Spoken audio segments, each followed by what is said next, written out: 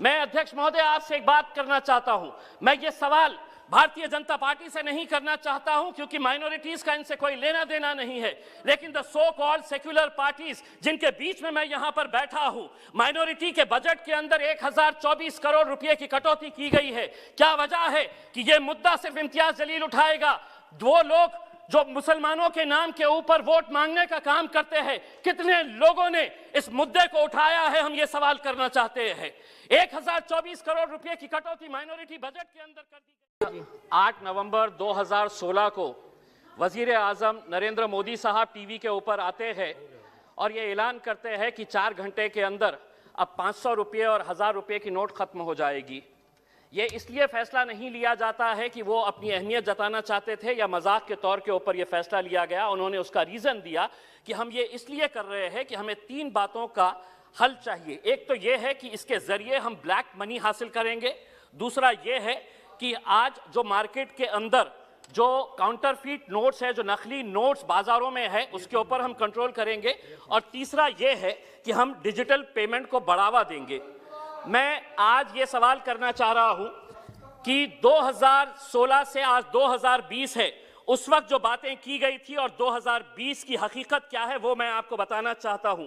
Black money के बारे में उस वक्त बताया गया था कि 3 से 4 लाख करोड़ रुपया ब्लैक मनी का निकाला जाएगा, तो निकला कितना? 1.3 लाख करोड़ रुपीस निकला। जो काउंटरफीट नोट्स 2016 के अंदर जब ये डिमोनेटाइजेशन किया गया तो उस वक्त 6.32 लाख पीसेस नोट्स जो थे, जो काउंटरफीट नोट्स थे, वो मिले थे। 2020 के मैं आपको आंकड़े बताता हूं कि नकली नोटों का चलन आज भी कितना है, तो 18.87 लाख पीसेस आज भी नकली नोटों के आरबीआई और अलग अलग बैंक्स के अंदर। यानी कि इसका मतलब यह हुआ कि ना तो ब्लैक मनी हासिल हुई और ना जो नकली नोट थे उसके ऊपर आप काबू पाए। डिजिटल पेमेंट यकीनन थोड़ा बड़ा है, लेकिन उसके लिए क्या इतना बड़ा फैसला लेना कि हम डिमोनेटाइजेशन करेंगे, ये गलत है। मैं समझता हूं कि उस वक्त जब ये फैसला लिया गया था तो इस सदन के अंदर बैठे हुए जितने भी लोग थे बड़े जोरदार तरीके से तालियां बजाए थे। आज मैं ये पूछना चाहता हूं कि क्या आप में इतनी हिम्मत है कि अपने सरकार और अपने वजीर आजम से पूछे कि आपने 2016 के अंदर हमको लाइनों के अंदर खड़े किया था और ये बताया था कि इससे ये हासिल होगा, लेकिन ये हासिल नहीं हुआ। ये बजट के भाषण का हिस्सा नहीं बनेगा। इसलिए नहीं बनेगा क्योंकि उस वक्त आपने गलत लोगों को गुमराह किया था। मैं अध्यक्ष महोदय आपसे एक बात करना चाहता हूं। मैं ये सवाल भारतीय जनता पार्टी से नहीं करना चाहता हूं क्योंकि माइनॉरिटीज का इनसे कोई लेना देना नहीं है, लेकिन the so called secular parties जिनके बीच में मैं यहां पर बैठा हूं, माइनॉरिटी के बजट के अंदर 1024 करोड़ रुपए की कटौती की गई है। क्या वजह है कि यह मुद्दा सिर्फ इम्तियाज जलील उठाएगा? वो लोग जो मुसलमानों के नाम के ऊपर वोट मांगने का काम करते हैं, कितने लोगों ने इस मुद्दे को उठाया है, हम ये सवाल करना चाहते हैं। 1024 करोड़ रुपए की कटौती माइनॉरिटी बजट के अंदर कर दी गई है। Maulana Azad national fellowship, free coaching, interest subsidy on education loans, ऐसे कुल मिलाकर 110 करोड़ रुपए की कटौती की गई है। अध्यक्ष महोदय, मैं minority affairs minister Mukhtar Abbas Naqvi साहब से एक सवाल करना चाहता हूं। इसी सदन के अंदर मेरे पार्टी के अध्यक्ष असदुद्दीन अवैसी साहब ने कहा था कि मुसलमानों को हज की सब्सिडी नहीं चाहिए, यह हमारा मजहबी फरीजा है, हम अपने जेब से यह खर्चा करेंगे। लेकिन उस पैसे से आप मुसलमानों को पढ़ने के लिए स्कूल्स, कॉलेजेस, हॉस्टल्स खोलिए। मैं एक सवाल करना चाहता हूं, हज की सब्सिडी आपने बंद कर दिए है, कितने स्कूल्स, कितने कॉलेजेस और कितने हॉस्टल्स खोले गए हैं? इसका जवाब आपको देना पड़ेगा। दूसरी बात यह है कि हम ये कहते हैं, वित्त मंत्री जी, कि हम ये कहते हैं, बड़ा गर्व कहते हैं कि हमारा देश कितना आगे जा रहा है।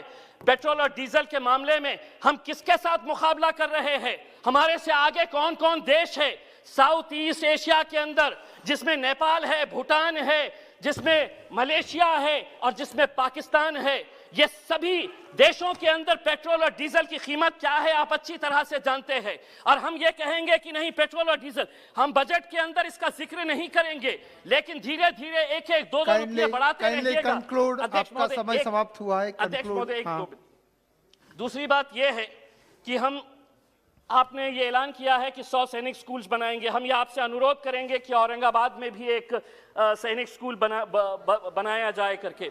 दूसरी बात यह है कि आप बैंक्स बेच रहे, आप एयर इंडिया बेच रहे, आप हर चीज बेच रहे, लेकिन आप बैंक्स अगर बेच रहे हैं तो मैं आपसे कुछ सवाल करना चाहता हूं। ये आरटीआई के अंदर आरबीआई के जरिए ये सवाल का जवाब मिला है कि पिछले कुछ सालों के अंदर 50 विलफुल डिफॉल्टर्स जो बड़े बड़े धन्ना सेठ हैं, जिसके बारे में अध्यक्ष महोदय सिर्फ एक मिनट, तो उसके लिए 68,600 करोड़ का राइट ऑफ किया गया है। एक पुणे में आरटीआई एक्टिविस्ट है विवेक वेलनकर, इसने 12 पीएसबी बैंक्स जो है पब्लिक सेक्टर बैंक्स, इसका सर्वे किया, पूरे आरटीआई से डॉक्यूमेंट्स निकाले हैं और उसके अंदर यह पता चला है आपकी दौरे हुकूमत के अंदर पिछले 8 सालों के अंदर, बस एक मिनट, पिछले 8 सालों के अंदर 6.32 लाख करोड़ रुपए लोन राइट ऑफ किया गया है। अब आप जवाब देते वक्त ये कहेंगे कि राइट ऑफ का मतलब ये नहीं है ये पैसा नहीं लिए, लेकिन सिर्फ महज 7 तो कंक्लूड 1 मिनट में, हाफ ए मिनट में कंक्लूड कीजिए। अध्यक्ष महोदय, तो ये जो पैसा लोग लेकर जा रहे हैं, कौन लोग हैं जो आज दुबई में बैठकर, लंदन में बैठकर ऐश कर रहे हैं, इनके बारे में मैं सिर्फ इतना ही कहना चाहूंगा, ये जो अमीर शहर है बड़े शौक से गरीबों का हक खा जाते हैं, क्या ये रात को अपने बिस्तर पर? धन्यवाद, धन्यवाद श्री एन के प्रेमचंद्रन जी।